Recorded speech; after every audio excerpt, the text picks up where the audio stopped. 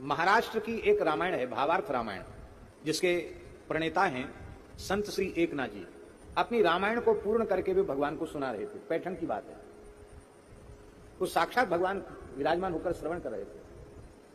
तो उन्होंने अशोक वाटिका के वर्णन में लिखा कि जहां विदेहराज नंदिनी श्री जानकी जी विराजमान थी, वहां चारों ओर लताओं में सुंदर सुगंधित श्वेत पुष्प खिल रहे थे। इस बात को सुनकर के श्री किशोरी जी ने कहा कि महाराज थोड़ा रुकिए। बोले मैंने वहां निवास किया लंका में, वो पुष्प सब के सब नील थे, नील वर्ण के थे।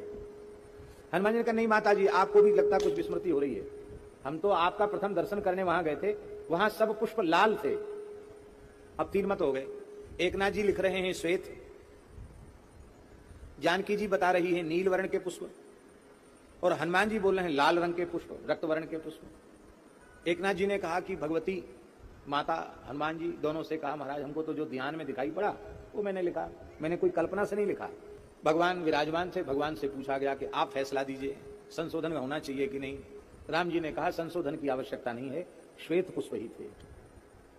तो हनुमान जी और किशोर जी थोड़े से उनका मुख कमल मुरझाया। बोले हाँ सरकार आपने फैसला दे दिया है, आप तो हमेशा संतों का पक्ष लेते ही हैं। मतलब पक्ष की बात नहीं है, ये निष्पक्ष निर्णय है।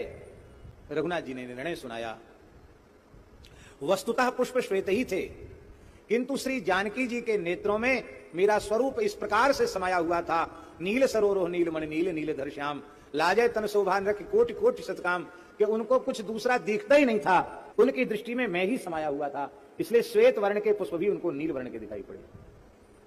और ये दुष्टा राक्षसियां विदेहराज नंदिनी को इस प्रकार से तिरस्कृत कर रही हैं, अपमानित कर रही हैं, पीड़ित कर रही हैं, ये सब देख करके और रावण के उस आतंक को देख करके हनुमान जी का हृदय रोष से भरा था।